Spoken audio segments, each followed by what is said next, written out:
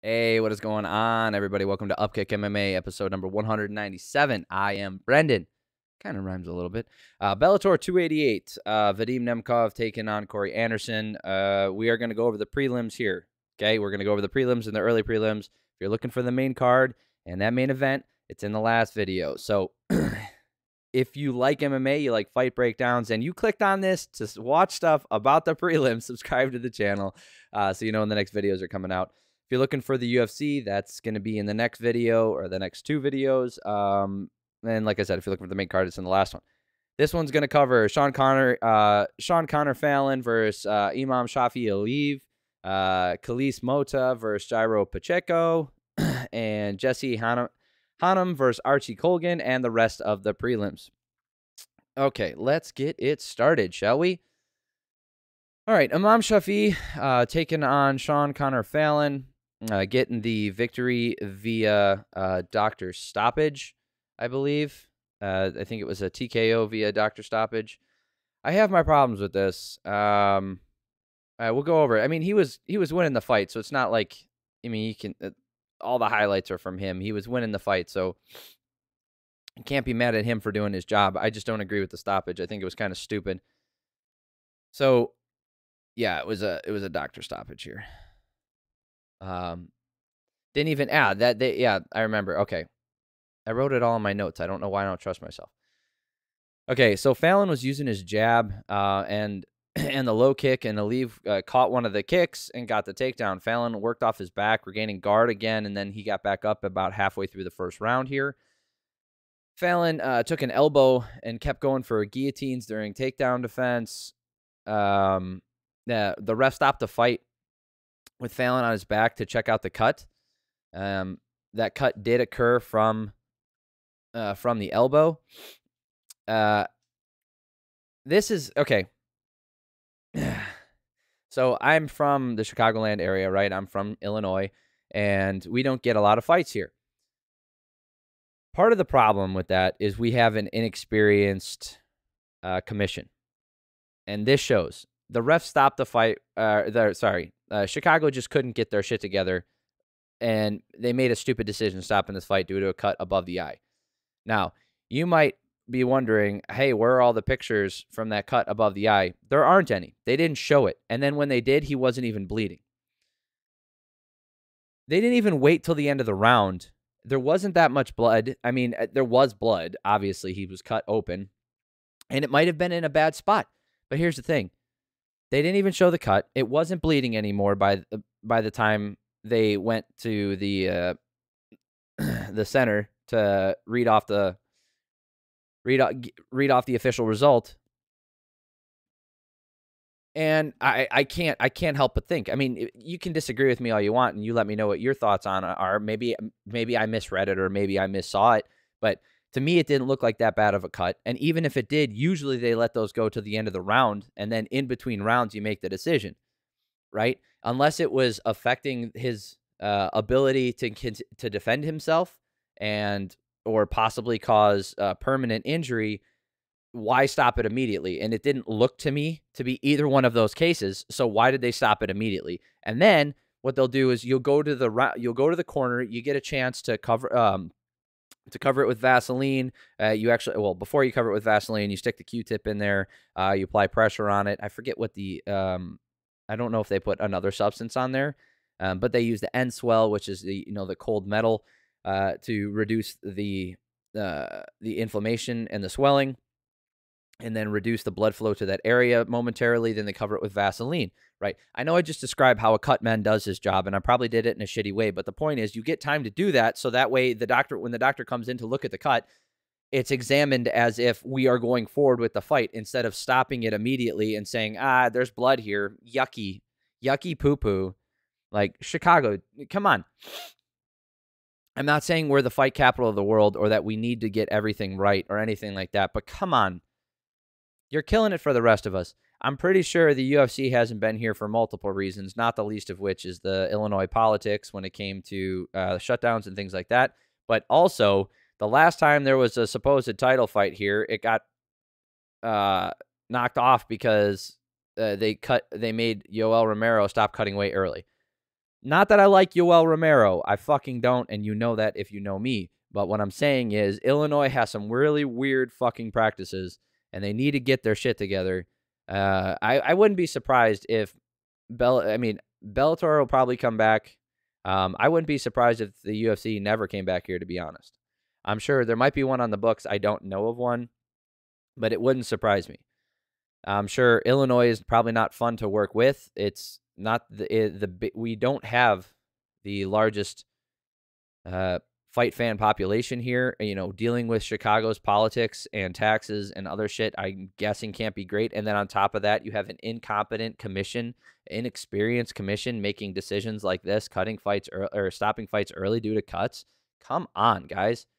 Oh, by the way, if you're looking for a certain fight breakdown, timestamps are down below as usual. Okay, moving on, before I just harp on Illinois the whole time for being shitty. Killys, Mota versus Jairo Pacheco. How did that one get thrown in there? I feel like they have that in the wrong order. Nope, they just don't have it. Okay. Sorry, guys. So this was Mota ends up getting the decision here. Mota with pressure, and Pacheco was the one landing low kicks and trying to keep range with the body kicks. Some ground and pound after Mota got the takedown. Pacheco was going for like some crappy submission attempts. Mota was on top for most of the first round doing damage. I gave him the round 10-9. Pacheco like started the second round firing out kicks as fast as he could because he knew once he got there, once he got grabbed, he couldn't get back up. So that's exactly what Mota did. Was what Mota, sorry, not Mota. Mota got right on him and got the takedown, kept him down the whole time. Pacheco was getting his feet tied up. He was bitching while he was against the cage because he couldn't get up. Pacheco, you can suck it, man. This fucking guy was looking at the referee bitching about being on the ground. Well, then you should get the fuck back up. Okay? I will be on your side if the guy's boring, which he kind of was. Right? He wasn't landing a ton of damage. He was mainly holding the guy down, and I'm not a fan of that, although he was doing damage when he could, and he was tying him up really well. He wasn't quite laying on him because they were against the cage, but you know my feelings on laying and praying. I think it's stupid. I think it's bad for the sport. I think it's bad for the fighters.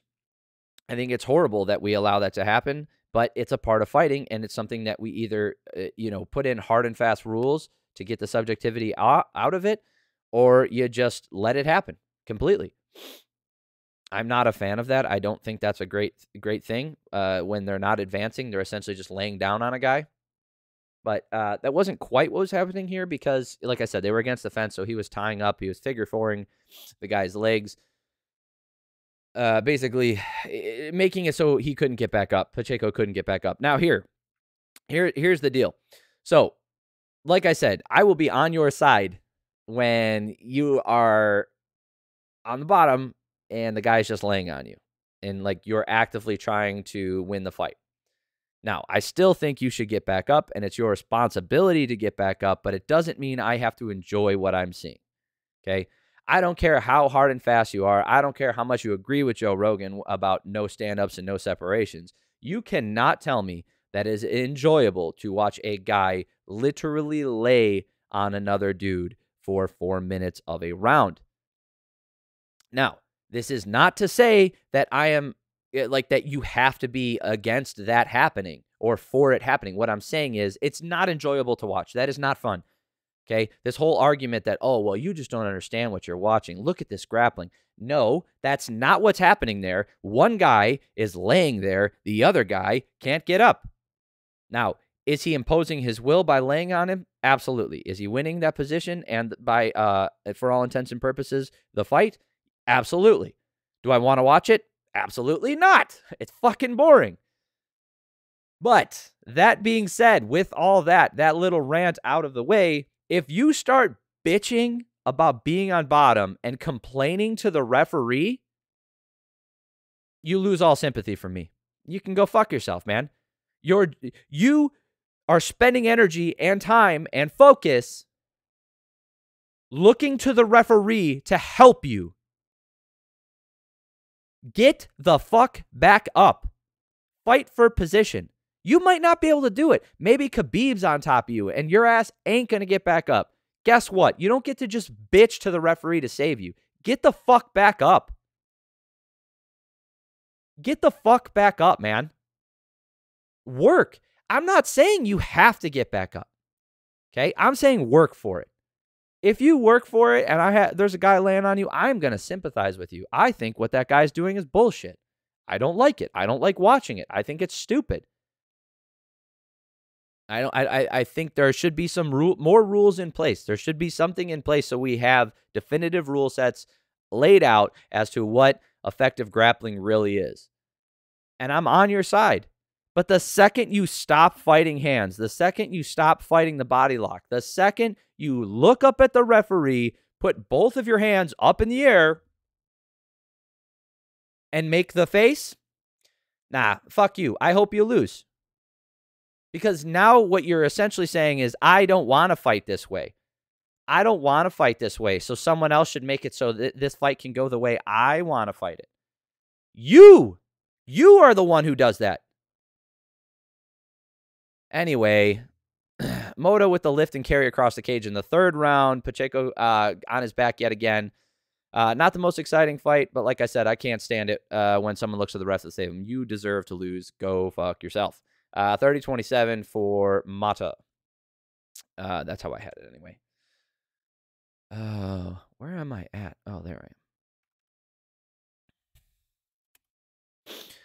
Oh, Kamali Dokali. All right. Jesse Hannam versus Archie Colgan. Hannam getting the decision. No, it was not a decision. It was a stoppage win, and it was a very weird one. So during this slam, he gets him down, and he starts landing some punches, but he didn't. We'll talk about that here in a second.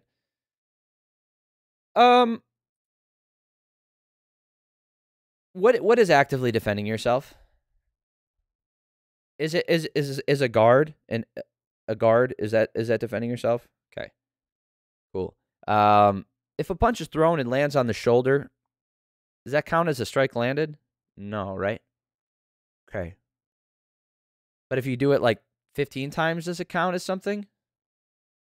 Because one of nothing is nothing.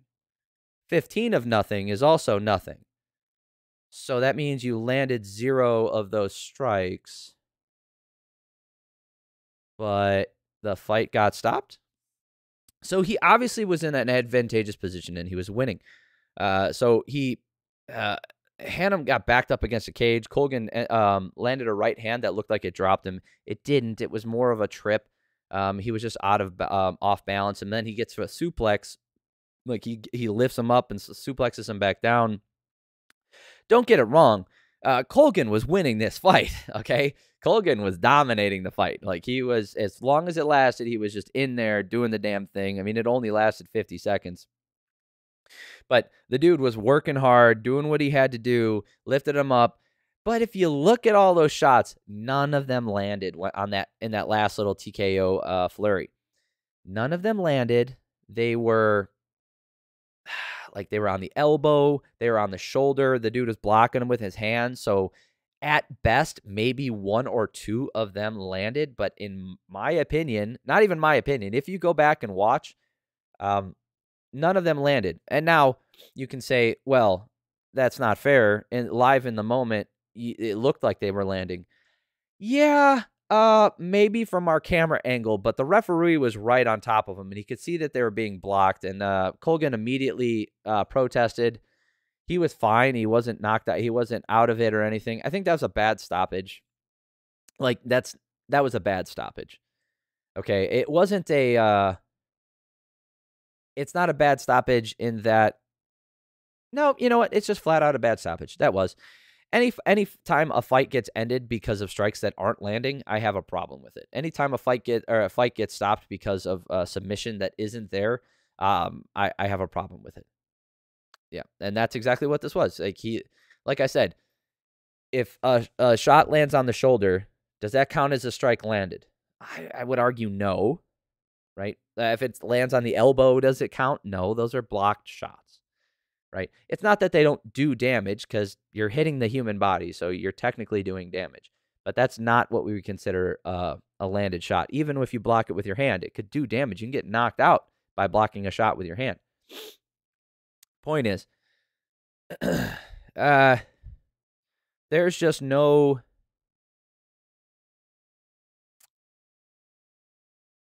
reason a fight should ever get stopped from shots that aren't landing. I mean, if I punch the guy in the butt and I'm punching him in the butt and he's not defending himself, meaning he's just letting me punch him in the butt, maybe we're in the north-south position and I've got him almost like Boston crabbed where I'm like sitting down on him and his legs are pinned back and he's like scrunched down so his knees are in his chest and he can't get out of it and I'm just punching him in the butt. Should that fight be stopped because he's not defending himself? You would say, I would hope you would say no. And that's kind of what this feels like. All right, Sullivan, Cauley versus Radick. Sullivan, Cauley getting the knockout, a nasty knockout victory here in the first round. A minute into the first round. So both guys are undefeated. First of all, going into this 4-0 and 3-0. Sullivan somehow ranked 10th with only 4 professional fights. So again, I don't have to harp on this, and I hate doing it because I am starting to come around to enjoying some more of Bellator's products. It's hit or miss sometimes. Not on the fight quality. The fight quality's there or not there. That's every organization has that on any given night. It's more about the commentary and the presentation. Their presentation's getting better. I haven't noted. I haven't been taken out of the fight by lighting or sound or anything like that lately, which is nice. And then on top of that, you have the commentary team. I don't think they're better necessarily, but they're less obtrusive or intrusive. I'm not noticing them as much, and maybe I'm able just to drown them out. I try to watch it with commentary because that can affect public opinion, and that gives me something to talk about. So if I'm just breaking down the fights, which is something that I do and that I'm doing, it's just, anyway, this guy, we don't have to get off on that tangent. This guy, Radick rushed in and tried to get the back. So he was on the body lock, the back body lock, and instead of going for a lift or a takedown, he like jumps up and tries to jump on the back, falls down. Cauley turns around, gets on top of him, and knocks him out with ground and pound. Out. It was bad. That was not good. And it was a short left shot that knocked him out, and then he followed up with, I think, at least one more, maybe even 2 hard shots. Oof. That was rough to watch. That guy went out cold. Good win for Cauley. Good win for Cauley. All right. Jordan Newman versus Jayden Taulker.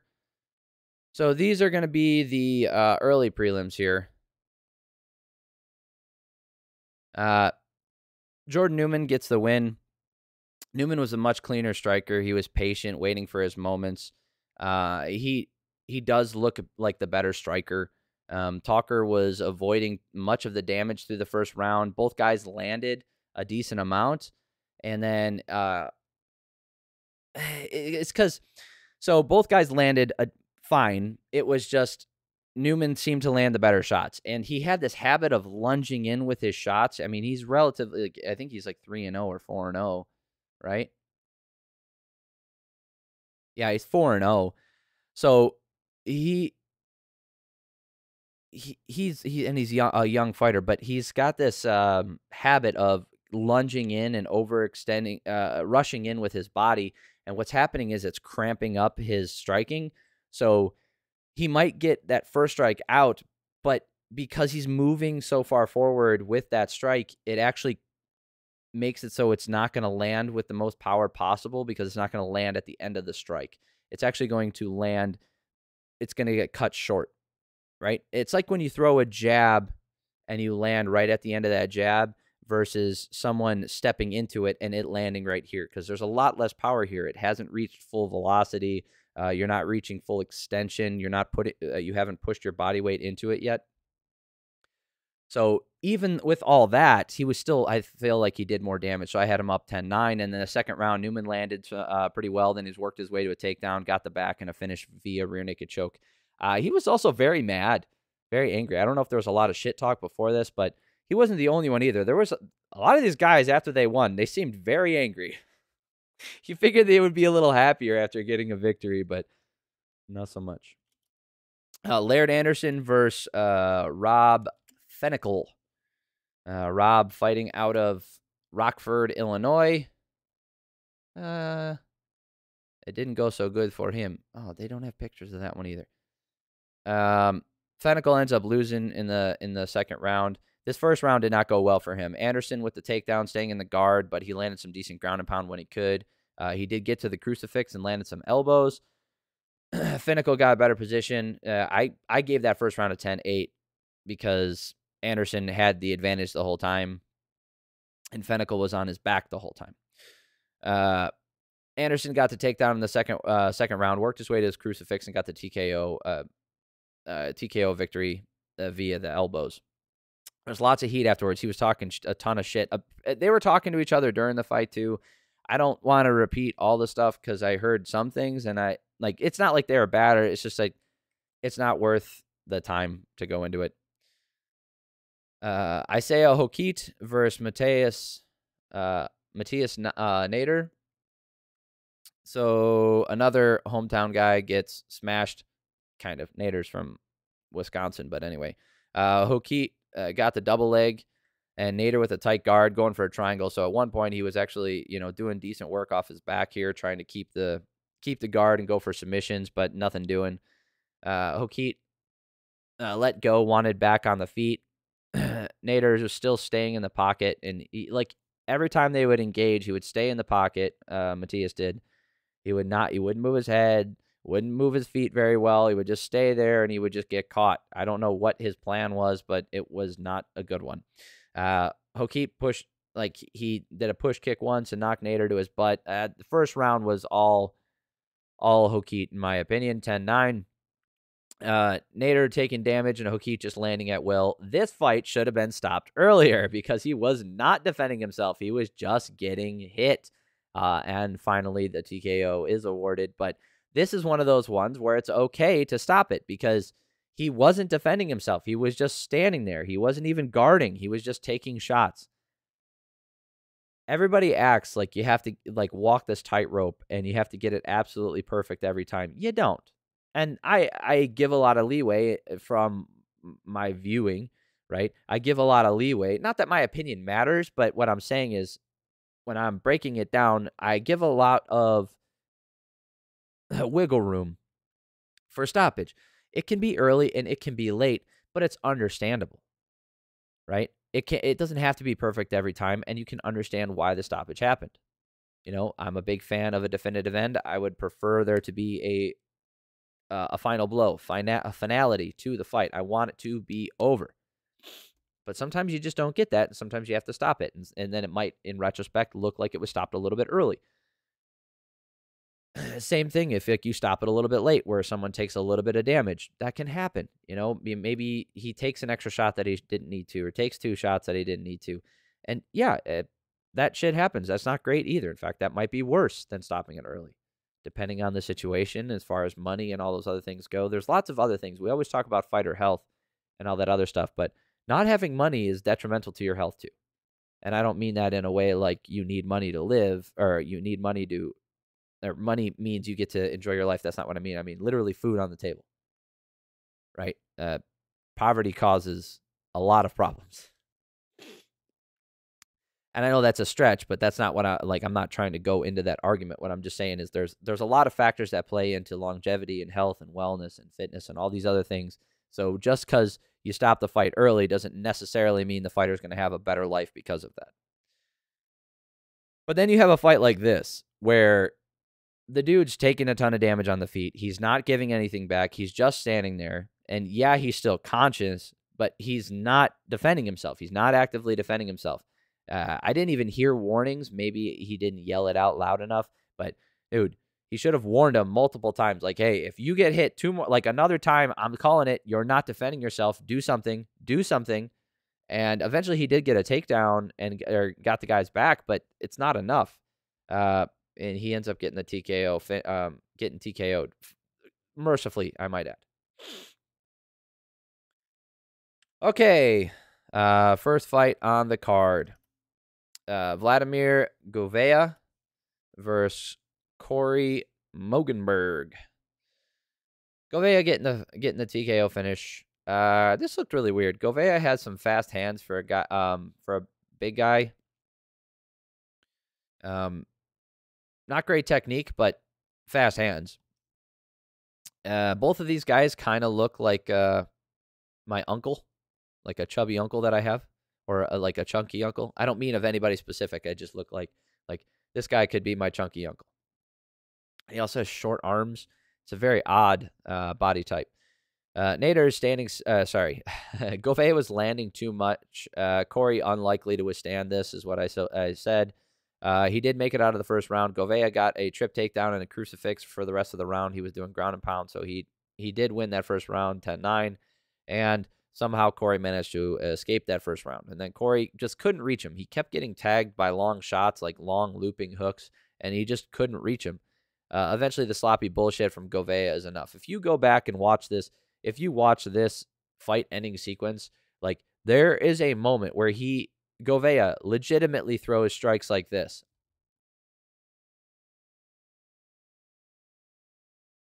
Standing on the feet, like, ground and pound, that's one thing. But, like, on the feet with the guy, woof. I mean, it's his pro debut. And, you know, it's very regional-y when you see that stuff, regional MMA style. Anyway, that is it. Like I said, if you're looking for the main card, including the main event, that's in the last video. If you're looking for the UFC, that's going to be in the next video. Appreciate y'all for stopping by. If this is the only video, like, please subscribe to the channel so I know when the next videos are coming out. But if this is the only video you watch this weekend, I appreciate your time. I really do. It means a lot to me. I think you're weird. I say this every time. I think you're so weird. In a good way. I'm weird. I say that too. I think you're weird stopping by here, like, watching a video to the end about prelims, but you don't want to watch anything else. So I appreciate it, though. I really do. I love doing these things. I love interacting. And let me know what you guys thought about the fights. Let me know if you watched all the prelims. And I hope you guys have an amazing week. I love y'all.